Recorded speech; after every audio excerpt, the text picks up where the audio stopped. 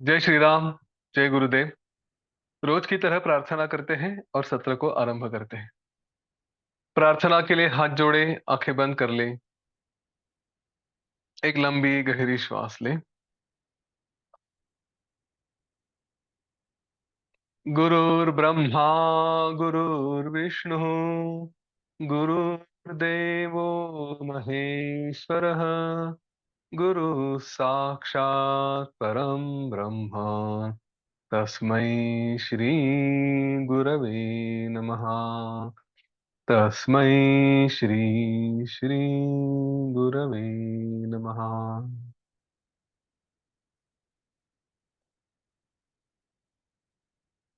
आंखें बंद ही रखें, हाथ ढीले छोड़ दें। हमारे अभी तक की इस ज्ञान यात्रा को ठीक से देखें।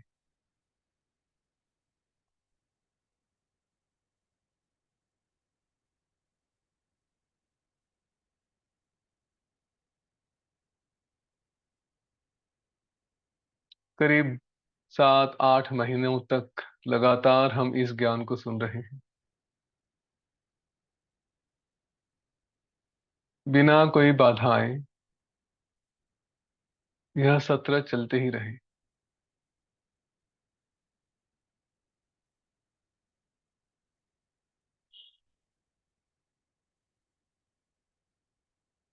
भगवान श्री गणेश की, श्री गुरुदेव की कृपा रही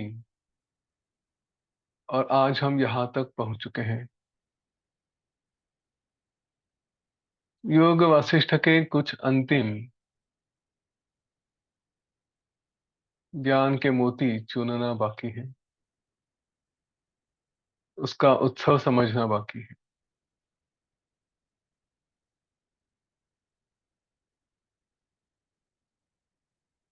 अपने आप में ही क्या क्या परिवर्तन हुआ, उसका हम ही अनुभव करते रहेंगे।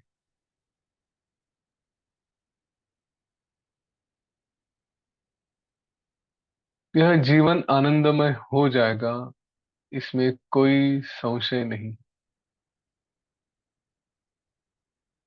या यूं कहूं, आनंदमय हो चुका है।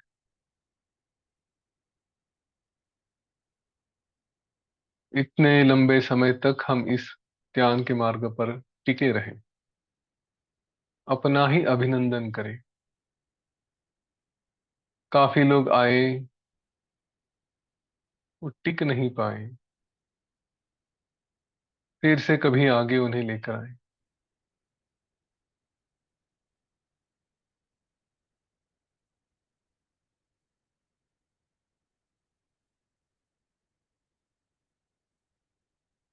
जो ज्ञान इतने लंबे समय तक सतत सतत सतत सुना जाता है,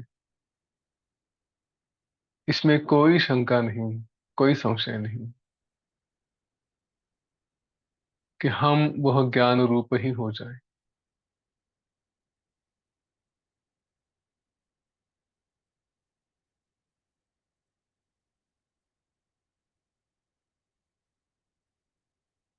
अपने आप को बड़े भाग्यशाली समझे।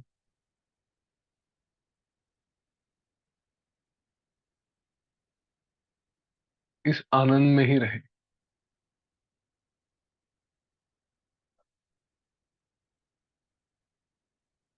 कल गुरु पूर्णिमा है। उस पावन अवसर पर अपने गुरु के प्रति निश्चित रूप से कृतज्ञ हो जाए। इस ग्रंथ को भी गुरु समझकर इसकी पूजा करें, इसके प्रति भी कृतज्ञ हो जाए।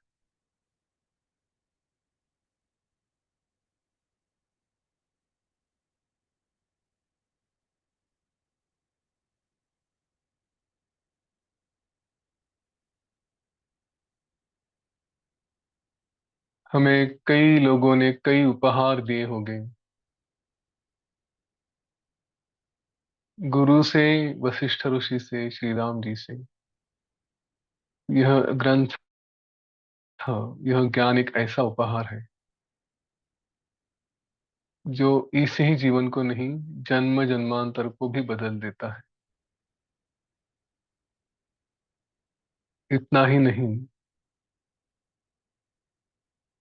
जन्मों की आवश्यकता भी नहीं पड़ती, मुक्ति ही दे देता है।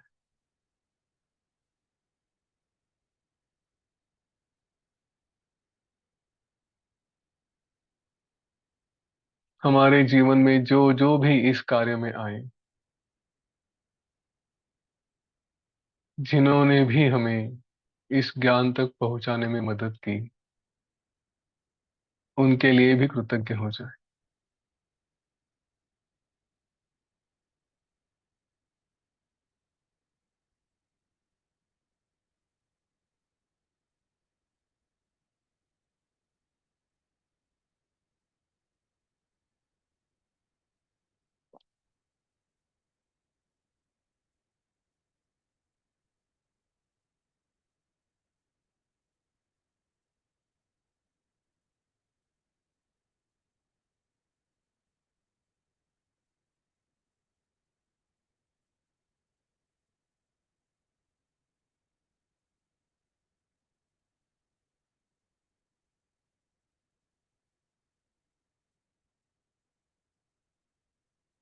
एक साधारण श्वास लें और छोड़ दें।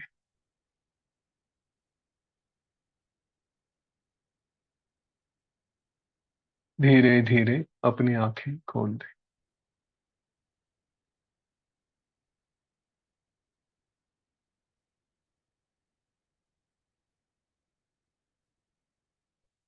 जय श्री राम। जय गुरुदेव। जय जय रघुवीर समर्थ। ये सत्र आरंभ करने से पहले सभी ऋषियों को, देवताओं को, मुनियों को, जिन्होंने इस ज्ञान की रक्षा की, जिन्होंने यह ज्ञान हम तक पहुंचाया, जिन्होंने यह बुद्धि दी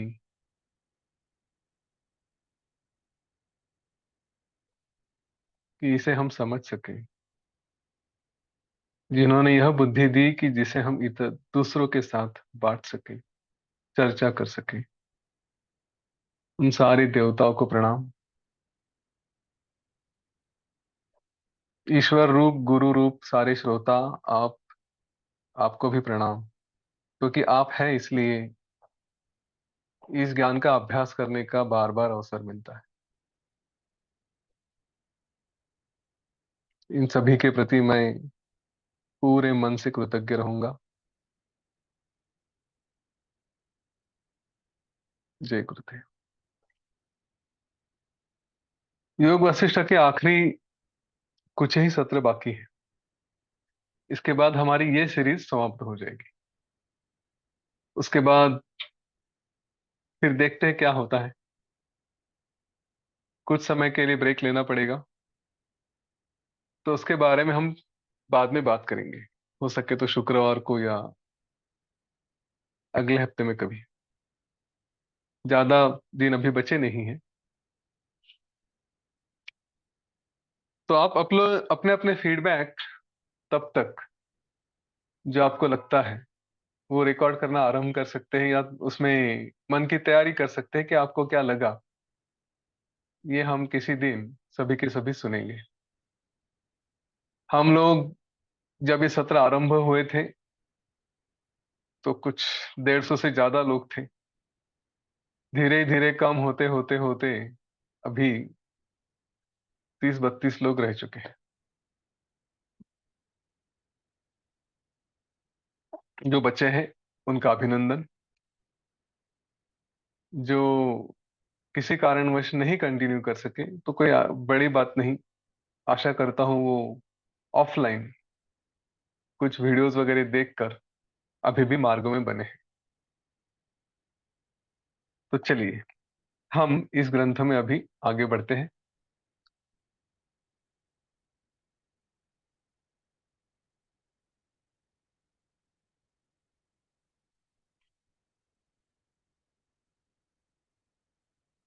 निर्वाण प्रकरण उत्तरार्ध, योग वशिष्ठ का।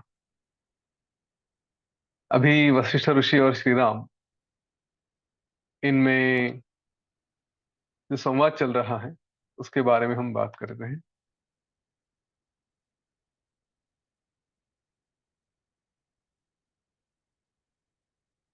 श्री राम जी ने, कल हमने देखा था, ये प्रश्न पूछा कि जो जीवन मुक्त है उनको तो कोई कर्म से भी कोई प्रयोजन नहीं है, और ना ही कर्म छोड़ने से कुछ है। तो आराम से क्यों नहीं बैठते, ये सब इतना तामझाम क्यों करते हैं? सत्कर्म का ही अनुवर्तन, मतलब सत्कर्म ही क्यों करते रहते हैं?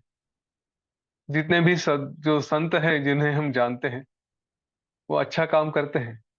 मैं यूं कहूंगा कि वो अच्छा काम करते हैं इसलिए हम उन्हें संत करके जानते हैं, है ना? या फिर हम ऐसे भी संतों को नहीं जानते कि जो कहीं हिमालय में वगैरह तपस्या कर रहे हैं या शांति रूप से बैठे हैं, जिनको लोग नहीं जानते, पर संत हैं।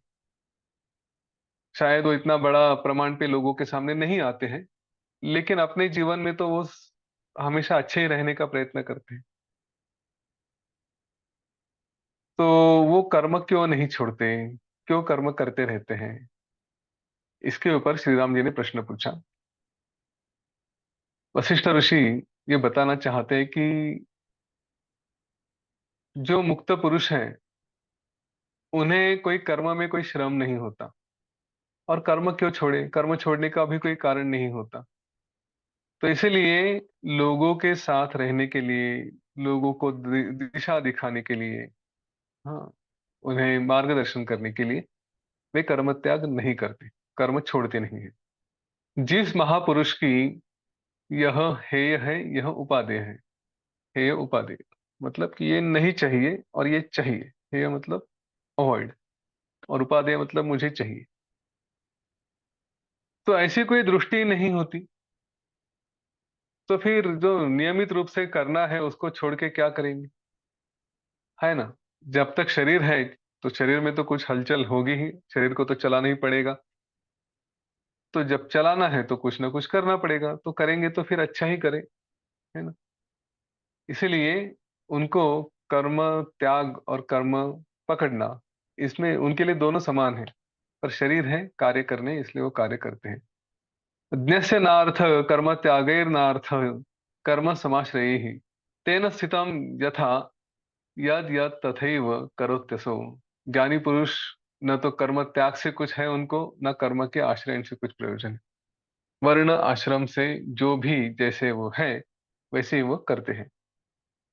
यावदायुर्यम रामो निश्चितम स्पंदते तनुः तद यथा प्राप्तम अव्यग्रम स्पंदताम अपरेण किम।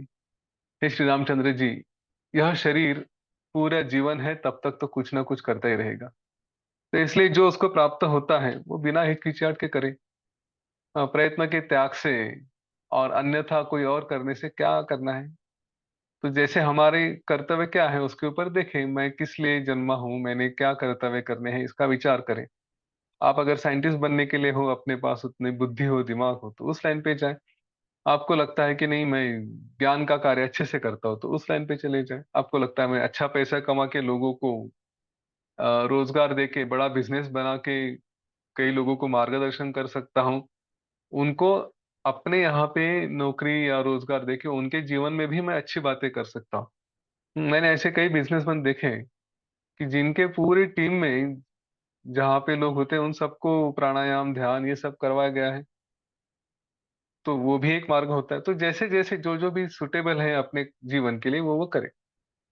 जैसे अपना घर निर्दोष है, मतलब अपने घर में कोई प्रॉब्लम नहीं है, तो किसी और जगह जाकर बैठने की क्या आवश्यकता है? वैसे ही अगर कुछ कार्य करना ही है जीवन में, तो शास्त्रीय और अशास्त्रीय, मतलब जो सही है और वो जो गलत है, वो समान भी रहे। जो जीवन मुक्त है उसके लिए तो कुछ ऐसा विशेष नहीं होता, सभी एक जैसे ही होते हैं। ऐसे हुए तो भी घर का तो मतलब शास्त्रीय कर्म ही रहा ना। तो सत्कर्म में ही फिर क्या दोष है, वही करते रहेंगे। हम क्यों अपना जो रूटीन है, जो हमारा नियम है, वो छोड़ के कुछ और करें? समया स्वच्छया बुद्ध्या सततम निर्विकारया यथा यत् क्रियते राम तद अदोषाय सर्वदा। हे श्री रामचंद्र जी, विषमता रूप दोष से, निर्मुक्त निर्विकार स्वच्छ बुद्धि से, और जो अनुष्ठान के योग्य कार्य है उसके जैसे, उसके कार्य, उसके निर्णय लेने से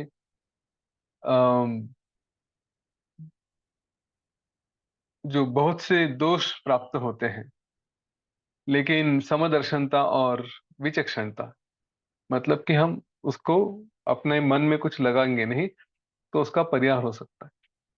मतलब जैसे कि हम मैंने अभी बिजनेसमैन की बात की, या फिर कोई और कार्य कर रहे हैं, तो इन कार्य में हो सकता है कि जो कार्य कर रहे हैं उसमें थोड़े बहुत दोष हो सकते हैं, लेकिन हमारी वृत्ति ये उस भोग की नहीं है। हम जो भी कार्य कर रहे हैं, जैसे एक सैनिक है, वो किसी शत्रु सैनिक को गोली मारता है, तो इसमें कोई दोष है ऐसी बात नहीं है। हत्या हो रही है, लेकिन दोष नहीं, क्योंकि उसका वो नियम है कि मुझे ऐसा करना है। तो इसी तरह से जब भी कुछ कार्य करते करते हैं, उसमें अगर यही समता रही, नहीं मुझे बस ये जीवन चलाना है, इसके लिए ये कार्य हो रहे हैं, तो फिर उसमें कोई दोष नहीं रहता। इस पृथ्वी पर कुछ लोग जीवन मुक्त गतसंग होने के कारण बुद्धि से जैसे वर्णाश्रम है वैसे ही वो व्यवहार करते हैं। और इससे कई सारे उदाहरण दिए गए हैं। जैसे जनक जैसे राजा है, तो ये राजा आपने श्री राम जी को बताते कि ये श्री राम जी आपके जैसे ही वो वैराग्य में है और अनासक्त बुद्धि है, ऐसे वो राज्य कर रहे हैं। ब्राह्मण क्षत्रिय वगैरह जैसे लोग हैं, वो चारों वर्णों में कोई नित्य ध्यान करता है, कोई पूजा करता है, कोई युद्ध करता है। वे अपना अपना कर्म करते हुए जो उनके कार्य है वैसे रह रहे हैं। कोई महान आशय वाले महापुरुष अपने अंतःकरण में किसी भी फल का त्याग करके, जो उनका रेगुलर बिजनेस है, नियम है, वो कर्म करते रहते हैं। और कर्म करते हुए तत्वज्ञानी होते हुए भी अज्ञानी के जैसे रहते हैं। लगता है आदमी झगड़ा करता है, पैसे के बहुत पीछे पड़ा, ये है वो है, पर अंदर में तो वो पूरा साफ है।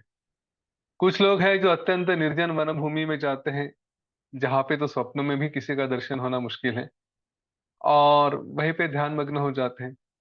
कुछ लोग हैं जो सदा जहाँ पे पुण्य आत्मा होते हैं, ऐसे पुण्य तीर्थ तथा मुनियों के आश्रम में रहते हैं। कोई समचित्त पुरुष है जिन्होंने अपनी राग द्वेष की निर्मिति करने के लिए वो अपना घर द्वार छोड़कर किसी और देश में जाकर रहते हैं। मतलब कि मुझे परिवार से दूर ही रहना, अटैचमेंट नहीं चाहिए कोई।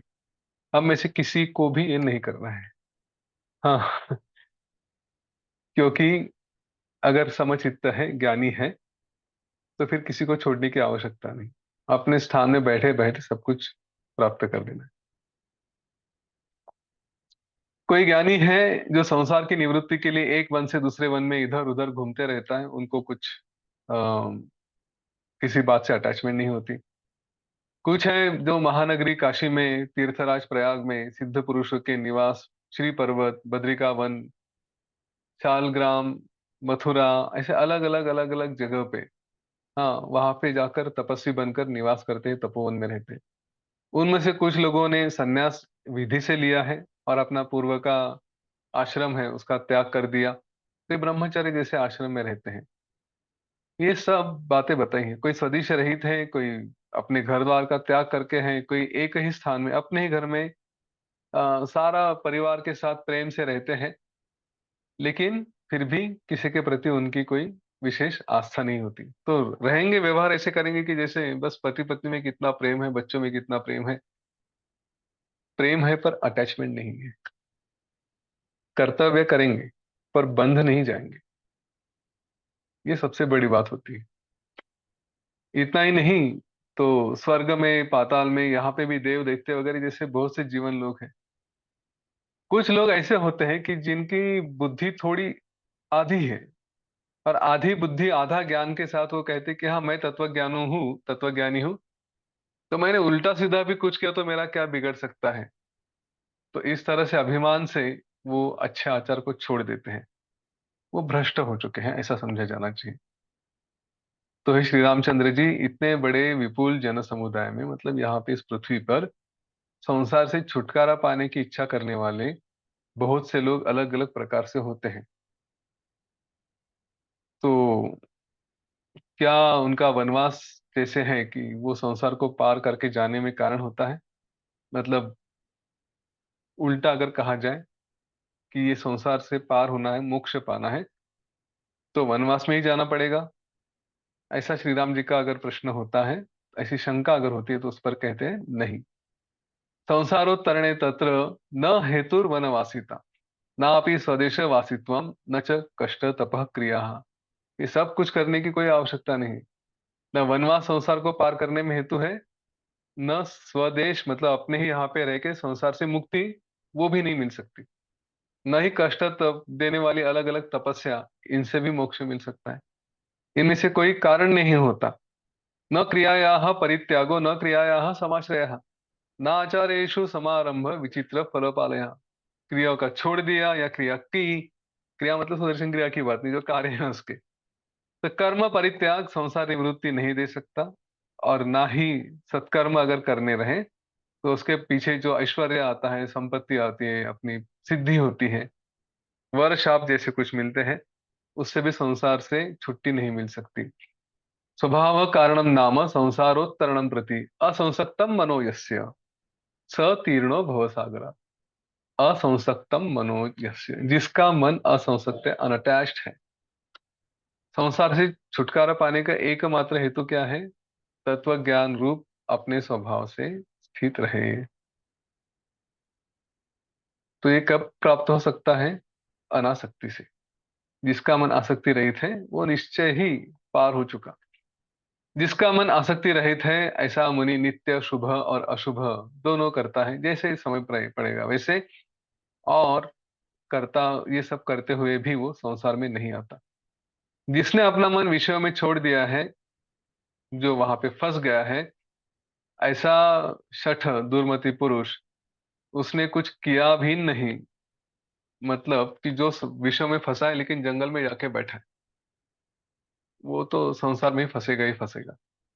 शुभा शुभा उसका ही मतलब बताया। शुभा अशुभा क्रिया नित्यम कुर्वन् परिहरन्नपि पुनरेति न संसारम असंसक्त मना मुनि। जो असंसक्त है वो संसार में नहीं आते।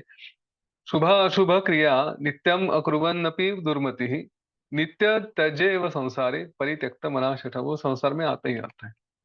निमत निमत त्यजेव संसारे। तो अगर मन में ऐसा है कि ठीक है, ये सब मन की बात है, मन असंसक्त हो जाए, तो मन को ही विषयों से हटाइए। हाँ, उसको मार डालिए, फिर ये सब तत्व ज्ञान की क्या आवश्यकता है? तो इस मन के बारे में बताते हैं। देखिए, हमने इसके ऊपर प्रयत्न किया है अपने जीवन में। मन को हटाओ, छोड़ दो छोड़ दो छोड़ दो, इतना आसान नहीं हो जाता ना। इसीलिए तो ये ज्ञान संस्कार ये सब की आवश्यकता पड़ती है, नहीं तो कब के छूट जाते। पर इतना आसान नहीं होता, क्योंकि ये विषयों में फंसा है। जिसने विषयों का स्वाद चख लिया, ऐसी बुद्धि, वो अत्यंत दुखदायिनी है। ऐसी मति अत्यंत दुखदायिनी। एक बार विषयों का संवेदन हो चुका है, तो भावन और वासना और कलना तो होती जाएगी। ऐसे कहते हैं कि जैसे शहद के घड़े पर मधुमक्खी एक बार बैठ गई, वो उसको हटाना मुश्किल है। ना हटा सकते ना मारा जा सकता है उसको। तो कभी कभी हमारे भाग्य से साधन चतुष्टय मिल गए। साधन चतुष्टय क्या क्या है? विवेक, वैराग्य, षट संपत्ति और मुमुक्षुत्व। ये अगर प्राप्त हो गए, तो फिर अपना चित्त धीरे धीरे धीरे धीरे स्वच्छ होता है, और फिर वो ब्रह्म की तरफ चला जाता है। इस चित्त से सम होने के बाद, हे श्री रामचंद्र जी, जो सकल आपका जो अधिष्ठान है, जो आपको कर रहा है, प्रपंच है, बस उसी में रहकर सुखपूर्वक स्थित हो जाइए। हे महात्मन, हे श्री रामचंद्र जी, जिसने परमार्थ तत्व का ज्ञान प्राप्त हो चुका, जिसने राग वगैरह दोषों को त्याग कर चुका है, जिसमें आत्मज्ञान उदित हो चुका है, ऐसे आप समबुद्धि होकर, सारे शोकों से दूर रहकर, महात्मा होकर निश्शंक रहिए। ये उपदेश आप सभी के लिए है। क्योंकि जन्म मृत्यु शून्य, जिसका जन्म होता नहीं, जिसका मृत्यु होता नहीं, ऐसा परम पवित्र वह ब्रह्म पद आप ही है। आपको ही उपदेश किया है। फिर उन्होंने कहा, हे सौभाग्यशाली राघव, आपको उपदेश करने के लिए इससे और शुभ ऐसा कुछ नहीं है, क्योंकि अभी तो आपका ज्ञान पूरी तरह से उदय हो चुका है और आपने जिसको जानना था वो सब जान लिया है। श्री राम वाल्मीकि जी कहते हैं, अब कहानी के एकदम आरंभ से हम फिर से देखते हैं। कहानी कहाँ से शुरू हुई थी? सुतीक्ष्ण से। सुतीक्ष्ण ने अगस्त्य से पूछा, अगस्त्य ने फिर कारुण्य और उसके पिताजी अग्निवेश्य की कहानी बताई। अग्निवेश्य ने कारुण्य को कहानी बताई सुरुचि नाम के अप्सरा की, जो एक पर्वत पर बैठी थी। वहां से इंद्र का दूत जा रहा था। उस इंद्र के दूत ने बताया कि अम, अरिष्टनेमि नाम का राजा, जो गंधमादन पर्वत पर तपस्या करने के लिए बैठा है, उसकी कहानी बताई। और फिर वो उस अरिष्टनेमि को वाल्मीकि के पास लेके गया। वाल्मीकि के पास जाने के बाद उन्होंने योग वशिष्ठ की कहानी बताई। भारद्वाज को जो बताई थी वही फिर से भारद्वाज अभी प्रश्न पूछ रहे हैं, साथ में अरिष्टनेमि है। तो इस तरह से वाल्मीकि जी ने कहा, जो भारद्वाज उनके सामने बैठे थे उन्हें, कि श्री वशिष्ठ जी ऐसे कहकर श्री रामचंद्र जी निर्मल बुद्धि से ब्रह्म पद को प्राप्त होते हैं, ऐसा उन्होंने देखा। और फिर सभी सभा के जो सभी लोग थे ये सब सुन रहे थे, ज्ञान का आनंद ले रहे थे। चा लेते लेते सभी के सभी एक तरह से समाधि में स्थित हो गए। और जो बता रहे हैं उन्हें भी बहुत आनंद हुआ, मतलब श्री वशिष्ठ ऋषि को। तो इस तरह से बातें करते करते वशिष्ठ ऋषि भी शांत हो गए, ब्रह्ममय हो गए और एकदम से शांत चुप बैठ गए। अब इसके बाद जो हुआ वो बड़ा ही अद्भुत था। अक्सर ये इतना अद्भुत वर्णन, इतना सुंदर वर्णन जब किया जाता है तो विशेष रूप से रोमांच आ जाते हैं, क्योंकि ये योग वशिष्ठ का वो भाग है कि जिसमें इस योग वशिष्ठ की महानता, ये जो सारा ज्ञान मिला है उसकी महानता, और क्या कहूं, सिद्धों ने जो कहा, बस वो सुनेंगे तो आप पता चल जाएगा कि क्या हमने पाया है। धन्य है वो श्री रामचंद्र जी, भगवान विष्णु का अवतार होते हुए भी हमारे जैसे सामान्य जनों के लिए कुछ तो नाटक किया, ऐसा मेरा विचार है। वरना काहे के अज्ञानी है, काहे का वैराग्य। हमारे लिए उन्होंने ये सब किया। धन्य वशिष्ठ ऋषि, त्रिकाल ज्ञानी होकर भी कौतुक के लिए, जैसे हम अपने बच्चों के साथ खेलते हैं, है ना, बच्चों के साथ हम खेलते हैं तो ऐसे दिखाते हैं कि हम कुछ जानते ही नहीं, और उनको सुनते हैं, उनके प्रश्नों के उत्तर देते हैं। वैसे ही इस कौतुक के साथ वशिष्ठ ऋषि ने भी श्री राम जी के सारे प्रश्नों के उत्तर दिए और हमें ये जीवन का सुंदर ज्ञान दिया। वाल्मीकि ऋषि ने इस निर्वाण के प्रकरण तक आत्मा का उपदेश सुनकर, वहां पे जो भी सिद्ध थे, ऋषि थे, मनुष्य थे, वो जो कृतकृत्य हो गए, और उन्होंने फिर इस सभा में वशिष्ठ ऋषि गुरु के पूजा का महोत्सव का वर्णन किया। तो वर्णन कैसा है? बड़ा ही सुंदर वर्णन है। अगर ये हो जाए कि ये सब पढ़ते पढ़ते अगर मेरा स्वर गदगद हो जाए, क्योंकि जब भी मैं इस चैप्टर पे आता हूं तो कृतज्ञता से पूरा शरीर ऐसा झूम उठता है, तो उसके लिए क्षमा करते हैं। वाल्मीकि जी बोले, हे भरद्वाज, इस प्रकरण के निर्वाण वाक्य के संदर्भ के समाप्त होने पर, मतलब कि जो निर्वाण वाक्य है, निर्वाण प्रकरण, उसके समाप्त होने पर वशिष्ठ ऋषि ने जब अंतिम वाक्य का विराम किया, अंतिम वाक्य में आकर वो रुक गए, तो सारी सभा में स्थित सभी जन, सभी लोग, आकाश में रहने वाले देवता आदि लोग, इन्होंने वशिष्ठ ऋषि के वचनों को, उनके बातों को श्रवण से शांत होकर, स्वच्छ मनोवृत्ति होकर, निर्विकल्प समाधि का अनुभव किया, ब्रह्म रस में एक हो गए। शास्त्र ज्ञानी सब लोगों का निर्विकल्प समाधि से जो उनका उनकी आत्मा थी, वो सत्व कोटि में, मतलब अत्यंत ब्रह्म में वो पहुंच चुके, और इसलिए परम पावन हो चुके। उनके आत्मा को वो अनुभव होने लगा। और फिर आकाश में जो रहते हैं, पहले से मुक्त हुए सनक जैसे सिद्ध थे, है ना, सनक आदि हम बात करते हैं उनकी, तो वो सिद्ध थे। उनके मुख से निकले पूरे आकाश को जिन्होंने व्याप्त कर लिया, ऐसे वचन। और सभा में भी जो रहते थे, विश्वामित्र जैसे आत्मज्ञानी मुनि थे, उन्होंने जो जोर से वाह वाह किया, तो उससे जो कोलाहल हुआ, उसने पूरे दिशाओं को ठसाठस भर दिया। इतने लोग, इतने मुनि, इतने ऋषि, और इन्होंने जितना कौतुक किया, जितना उसकी वाह वाह की, तो उससे पूरी दिशा भर गई।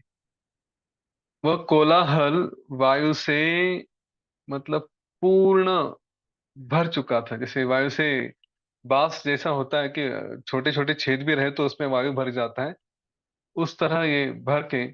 और उसकी ध्वनि भी एकदम मधुर थी।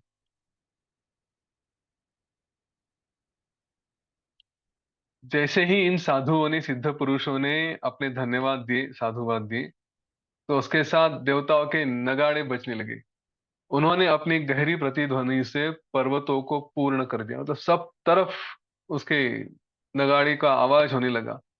देवताओं के नगाड़े बजाने के साथ ही सुंदर से फूलों की, जैसे बर्फ वृष्टि होती है हिमपात में, हिमालय में, वैसे ही पुष्प वृष्टि दसों दिशाओं से होने लगी। इतनी पुष्प वृष्टि हुई, इतने फूल बरसाए गए कि सारी दिशाएं उससे भर गई, ढक गई। तो तारीफ होने लगी, देवताओं के नगाड़े बजने लगे, तुरी आदि शब्द, फूलों की वृष्टि हो गई, उसका भी आवाज होने लगा।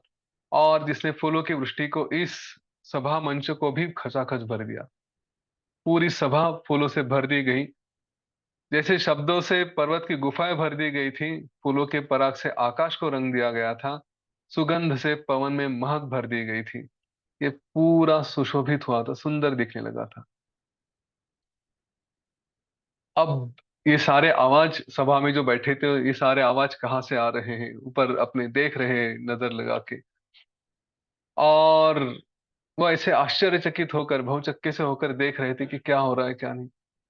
इतने ही नहीं, वहां पे जो मृग थे, हाथी घोड़े पशु पक्षी, वो भी उस आवाज को सुनते थे, क्योंकि ये नगाड़ों की आवाज, साधुओं के बोलने की आवाज, ये सब हो रहा था। कुछ लोग विस्मय से, कुछ लोग आश्चर्य से, कुछ लोग भय से, इस तरह से देखे हुए बालक स्त्रीजन भी उसको देखते थे। और राजा के जो बाकी सेवक थे, उन्होंने भी बड़े आश्चर्य से प्रसन्न वदन होकर ऊपर की तरफ देखने लगे। ये सारा कोलाहल थोड़ी देर में शांत हो गया। उसके बाद सिद्ध पुरुषों ने अपनी बातें कही। क्या कहा सिद्धों ने? ये हमारे लिए है। ये सच में हमारे विचार है जो उन्होंने कहे। बस हमारा जीवन छोटा सा, हमारी पहुंच छोटी सी, इस छोटे से जीवन में छोटा सा समय, क्योंकि काफी सारा जीवन तो भाग दौड़ में इधर उधर ही चला जाता है। जॉब है, बिजनेस है, संसार है। पर सिद्धों ने जो कहा वो विशेष है। और इसलिए अपने आप को धन्यभागी मैं फिर से कहता हूँ, समझे, कि हम पता चले कि हमने क्या सुना, हमने क्या पाया। सिद्धों ने कहा, आकल्पम सिद्ध संगेषु मोक्षो पाया सहस्रशः, व्याख्याताश्च श्रुताश्च आलमीदृशास्तु न केचन। सिद्ध पुरुषों के बीच में कल्प पर्यंत हजारों बार मोक्षोपायों का हमने खूब व्याख्यान किया, मतलब कई बार हमने इसको सुना। हमने भी किया, दूसरों के मुख से भी खूब सुना, परंतु उनमें इस तरह का मोक्षोपाय कोई भी नहीं था। जो वशिष्ठ ऋषि से सुना है वो और कहीं मिला ही नहीं। तिर्यंचो वनिता बाला बालाश्च अनेन निवृत्तिम मुनेर्वाक्य विलासेन यान्ति नास्त्यत्र संशयः। क्या कहते हो? ये सारे श्लोक एक से एक है। दृष्टान्तैर्हि दृष्टान्तैर्हि हेतुर्भियुक्त्या यथा रामो अवबोधितः तथा चारुंधतिम साक्षात संबोधयति वानवा। मतलब श्री राम जी को जैसे कहा ना उपदेश, वो अपनी पत्नी अरुंधति को भी नहीं किया होगा। अनेन मोक्षोपायेन तिर्यंचो अपि गता मया स्थिता मुक्ता भविष्यन्ति के नामो भुवि नरः। सबको मुक्ति हो सकती है तो आदमी को क्यों नहीं, मनुष्य को क्यों नहीं। श्रवणांजलि भी पीत्वा ज्ञानामृतम इदम वयम पराम पूर्ण नवीभूत सिद्धया श्रेयम आगतः। ये जो पी लिया है ना ज्ञान, अमृत है। उसका सारा भाषांतर यहाँ पे बताता हूँ।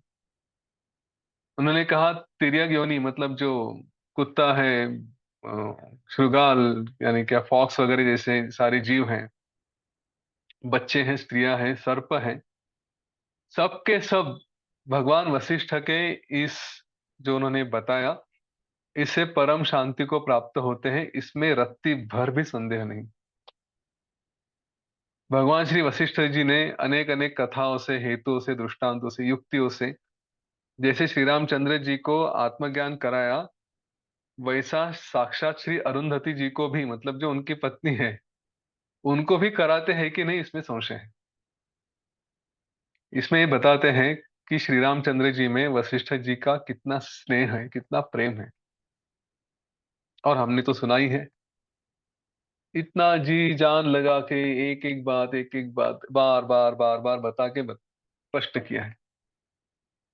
यह मोक्षोपाय, मोक्ष का उपाय बताने वाला उपदेश, इससे पशु पक्षी भी, जो उनके तीन तरह के दुख होते हैं पता है ना, आधि दैविक, आधि भौतिक, आध्यात्मिक, ये तीनों तरह के उनके दुख शून्य हो जाते हैं।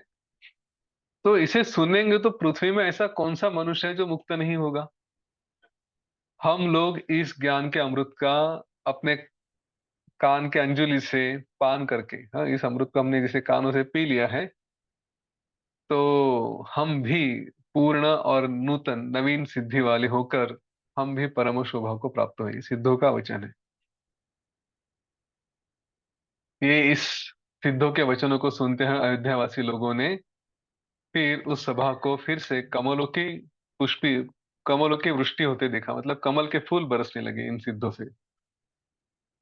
इस सभा के छत वगैरह जैसे थे वो मंदार और बड़े बड़े फूलों से एकदम आच्छन्न थे। उस सभा का आंगन था कल्प वृक्ष की लताओं से, गुच्छों से ठसाठस भरा था। पारिजात के फूलों से पूरी भूमि वहां पे फैल गई थी।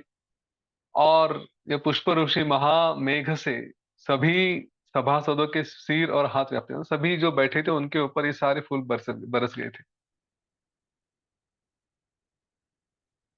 इतना सुंदर उस सभा का रूप हो गया था।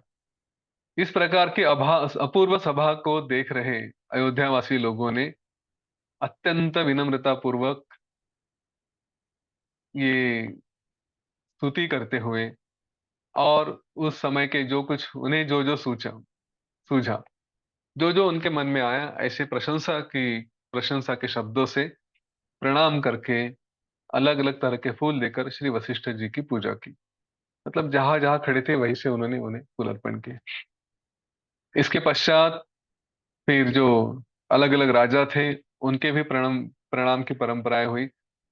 जब सब शुभ कुछ शांत हो गए, तब हाथ में पूजा का सामान लेकर महाराज दशरथ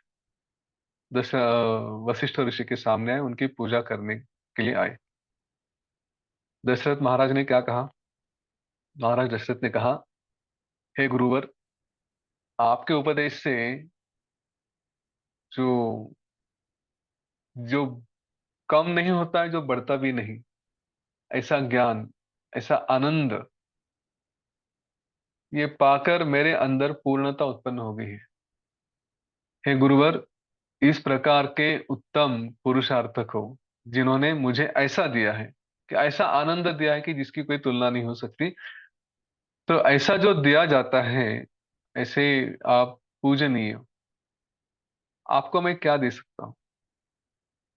आपकी पूजा के योग्य कोई महावस्तु ना तो पृथ्वी तल में है, ना मनुष्य के पास है, ना स्वर्गों में देवताओं के पास है, और न पाताल में लाख लोगों के पास ही है। परंतु मेरा कर्तव्य है इस शास्त्र और लोक में प्रसिद्ध गुरु पूजा क्रम को सफल बनाने के लिए इस समय मैं जो कुछ प्रार्थना करता हूँ, तो आप उसे स्वीकार करिए, कृपया आप नाराज ना हो। मैं राजा हूँ, कुछ तो करना पड़ेगा।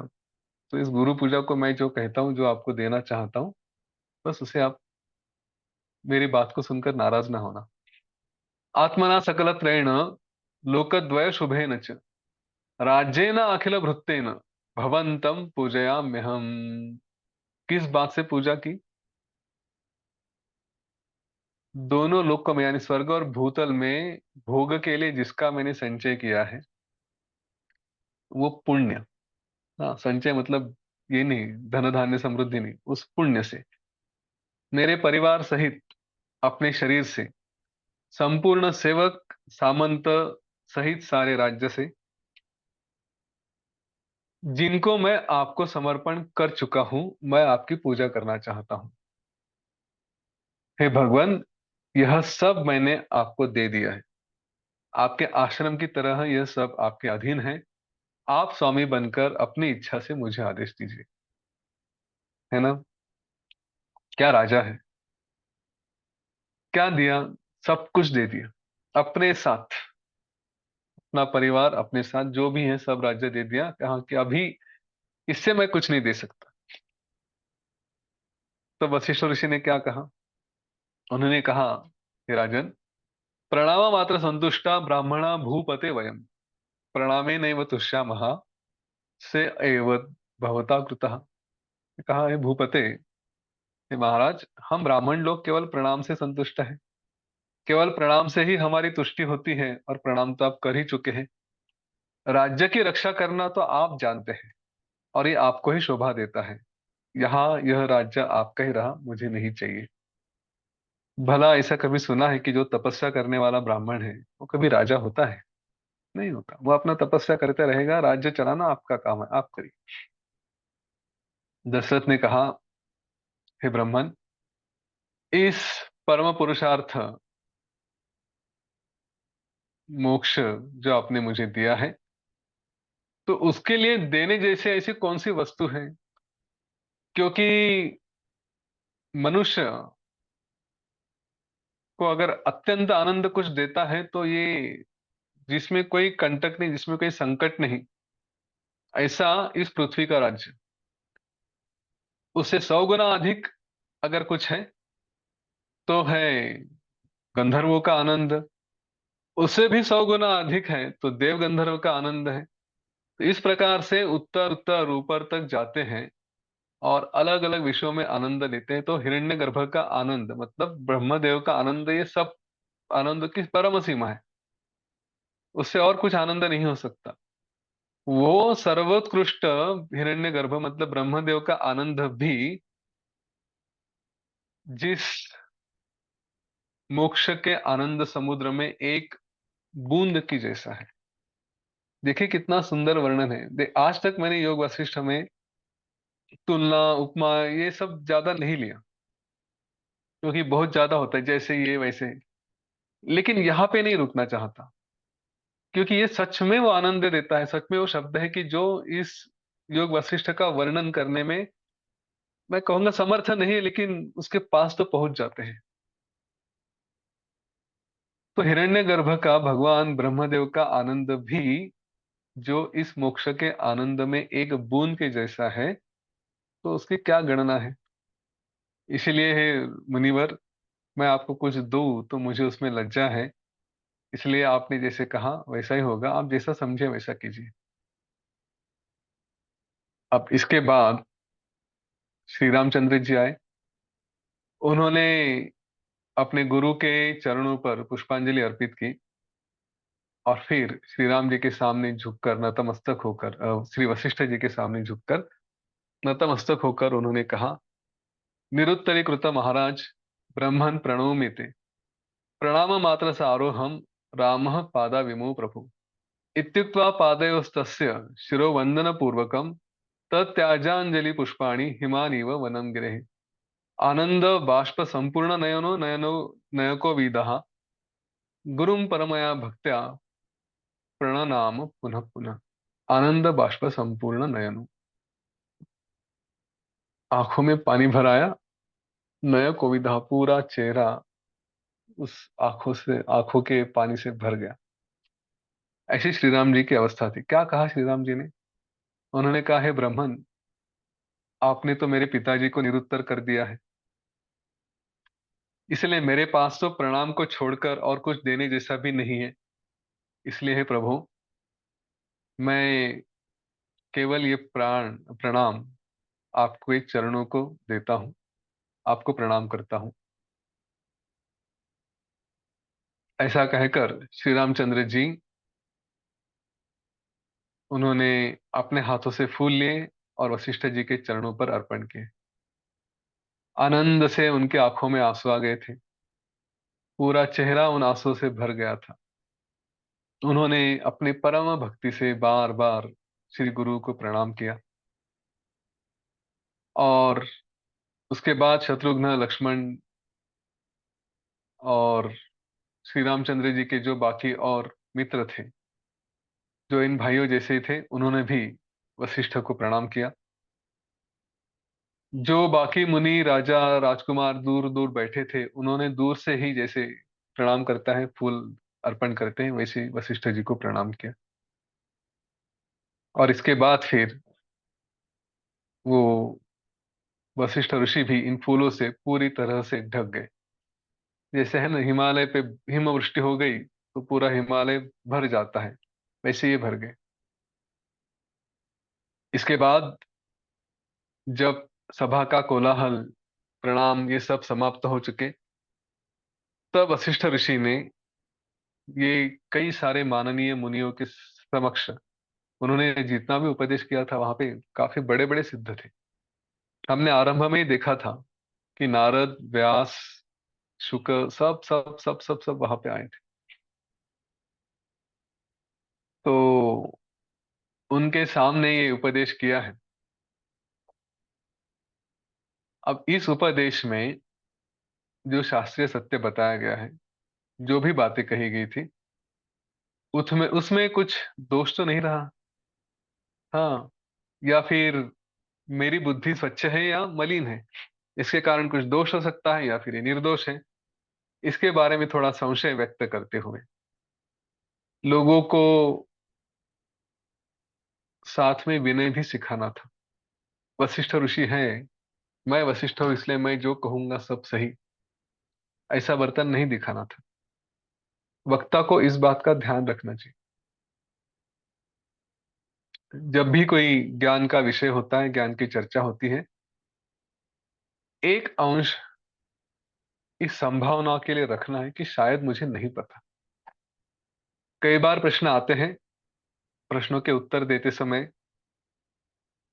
ये ऐसा है, ऐसा कहने के बदले मुझे लगता है ये ऐसा है, और ये संभव है कि मैं गलत हो सकता हूं। ये विनम्रता हमेशा रहनी चाहिए। और वक्ता जितना श्रेष्ठ है ना, उतनी विनम्रता ज्यादा रहती है। मराठी में कहावत है, उथळ पाण्याला खळखळाट फार। जो उथल है, जो गहरा नहीं है, वो बहुत आवाज करता है, ऐसा कहा जाता है। तो सच में जो ज्ञान से गहरा है ना, वो अपने अंदर की विनम्रता बराबर बनाए रखेगा। कभी भी किसी को वो एरोगेंटली इसे उत्तर नहीं देगा, चाहे कुछ भी हो जाए। तो ये विनय कि मैंने कई लोगों के सामने, कई ज्ञानियों के सामने अपना ज्ञान बताया है, तो इसीलिए बाकी जो सुनने वाले हैं, सुनाने वाले, उनको भी विनय सीखना चाहिए। तो इसलिए उन्होंने कुछ बातें कही। वशिष्ठ ऋषि ने सारे फूल हटाए, वहां से अपना मुख बाहर निकाला। सब कोलाहल शांत हो गया। तब उन्होंने अत्यंत मधुर वचनों से विश्वामित्र जी से कहा विश्वामित्र के क्या क्या विशेषण है। उनका नाम कौशिक था, गाधी के पुत्र। तो उन्होंने कहा है गाधी के कुल में उत्पन्न हुए मुनिवर, हे वामदेव। अलग अलग ऋषियों के भी नाम लिए उन्होंने। हे वामदेव, हे निमि जी, हे क्रतु जी, हे भरद्वाज, हे पुलस्त्य, ये सारे ऋषि वहां पे थे, इसलिए मैं उनके नाम पढ़ रहा हूँ ताकि हमें भी समझ में आए कौन कौन था। हे अत्रे, हे धृष्टे, हे नारद, हे शांडिली, हे भास, हे भृगु, हे भारंड, हे वत्स वात्स्यायन आदि ऋषि लोगों, आप लोगों ने मेरा जो यह तुच्छ वचन सुना है, इसको कहते हैं विनम्रता। यह जो मेरा तुच्छ वचन सुना है, अगर इसमें कोई बात छूट गई हो, या मैंने कुछ अनुचित कहा हो, या कुछ निरर्थक कहा हो, या कुछ दुष्ट अर्थ से कहा हो, तो वह आप इस समय, मैं जो शिष्य नहीं हूं पर शिष्य रहित हूं, मुझ पर अनुग्रह करके कृपया कहें कि मेरे से कुछ गलत तो नहीं हुआ। वहां पे जो सभी लोग थे, सभ्य लोग थे, उन्होंने कहा, हे ब्राह्मण, एकमात्र परम तत्व से, परमार्थ तत्व से जो सुशोभित होते हैं, वो आप वशिष्ठ है। वशिष्ठ के बारे में क्या कहना ना, वो तो बस उसी से दिखाई देते हैं। तो उनके वचन में कोई अनुचित या दुष्ट अर्थ होता है, यह बात आज एकदम नई सुनने में आई है। क्योंकि आज तक तो इस तरह की बात जगत में कहीं भी सुनी भी नहीं, देखी भी नहीं। वशिष्ठ ऋषि से कुछ गलत हो सकता है, संभव ही नहीं है। ऐसे उन्होंने कहा, हम लोगों का अनंत जन्म दोषों से जो पाप संचित था, क्या कहा, जो हमारे लिए है, हमारे लोगों का, हम लोगों का अनंत जन्म दोषों से जो पाप संचित था, उसका आपने वैसे ही परिमार्जन किया है कि जैसे सोने के मल का अग्नि परिमार्जन करता है।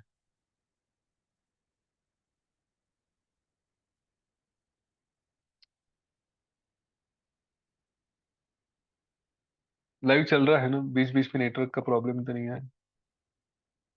ठीक है, गुड ना।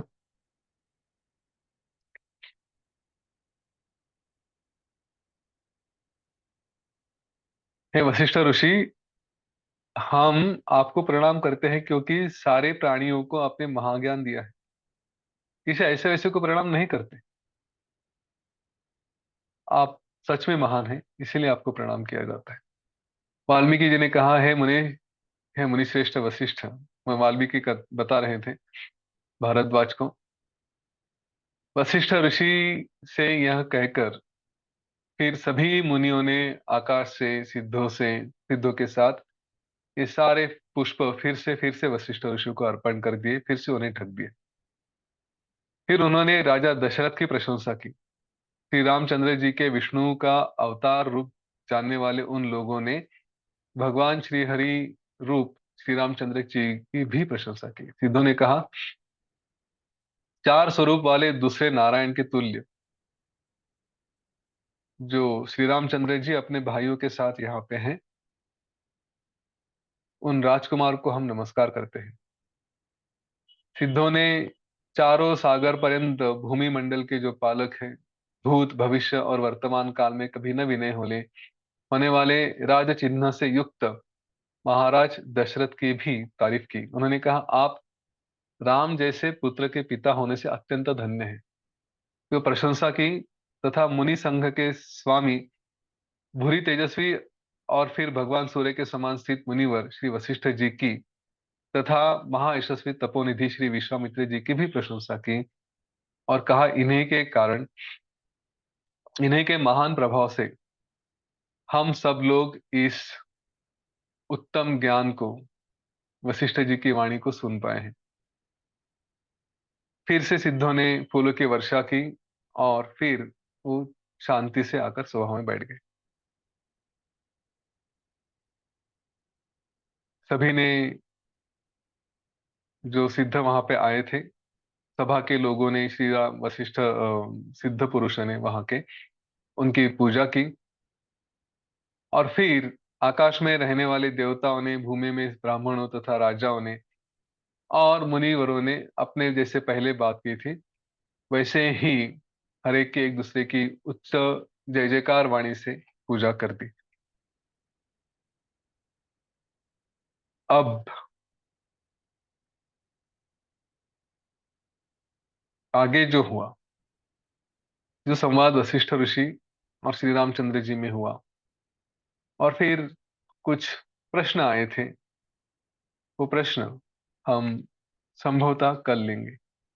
संभवतः इसलिए कह रहा हूं क्योंकि कल गुरु पूर्णिमा है, उत्सव है, और गुरु गुरु पूर्णिमा के उत्सव में गुरु पूजा का कार्यक्रम रखा है।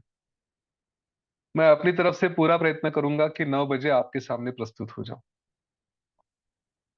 मुझे ये चूकना नहीं है गुरु पूर्णिमा का योग वासिष्ठ। लेकिन जिस कार्यक्रम में जहां जा रहा हूं वहां से 9 बजे तक पहुंचना कितना संभव होता है पता नहीं। प्रयत्न जरूर करेंगे, थोड़ा लेट भी हो गया तो भी करेंगे। मेरे विचार से शुक्रवार तक, मतलब अगले 2 दिनों में, ये योग वशिष्ठ का हमारा जो ज्ञान यज्ञ है, वाक यज्ञ है, वो समाप्त हो जाना चाहिए। अगर नहीं हुआ तो आप सब लोग अगर तैयार मान्य करते हैं तो शनिवार को भी लेकर तब तक खत्म कर लेंगे। इसके बारे में हम शुक्रवार को चर्चा कर लेंगे, फिर देखते हैं। हाँ, तब तक आप अपने फीडबैक, आपको क्या लगा, आपका अनुभव कैसे रहे, ये वीडियो वगैरह बनाकर रखेंगे तो अच्छा रहेगा। यहाँ पे तो रिकॉर्ड करेंगे ही, लेकिन वैसे भी बनाएंगे तो अच्छा रहेगा। विचार करके रखिए कि क्या क्या हुआ। ठीक है, तो चलिए आज के लिए रुकते हैं। अगर आपको कुछ व्यक्त होना है तो अवश्य हो सकते हैं, नहीं तो कल मिलने का पूरा प्लान कर ही लेते हैं।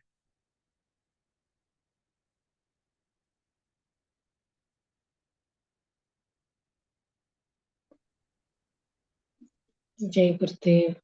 जय गुरुदेव।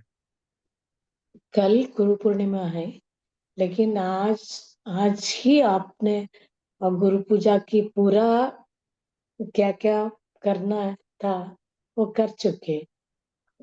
वशिष्ठ महाराज की पूजा आप करके हम सुन के धन्य हो गए। जय गुरुदेव। जय गुरु।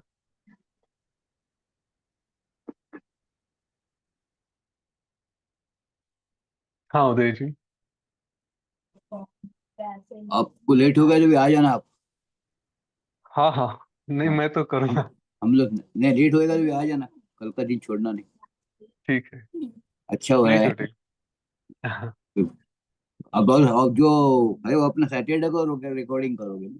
सैटरडे करो।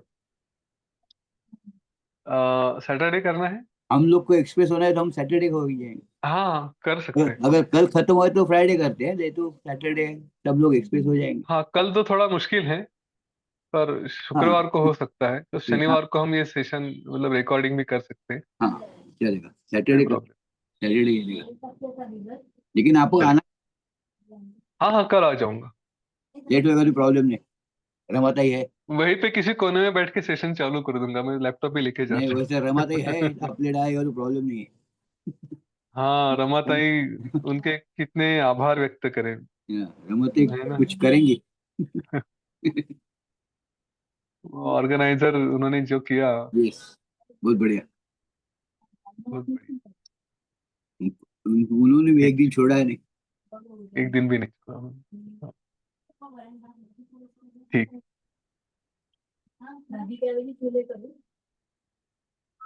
चलिए अभी, चलो सबके कल्याण के लिए प्रार्थना करते हैं और फिर हम कल मिलेंगे।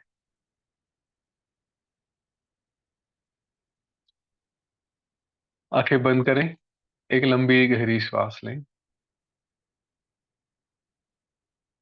लोका समस्ता सुखिनो भवन्तु। लोका समस्ता सुखिनो भवन्तु। लोका समस्ता सुखिनो भवन्तु। ओम शांति शांति शांति। सकलमंगलं भवतु।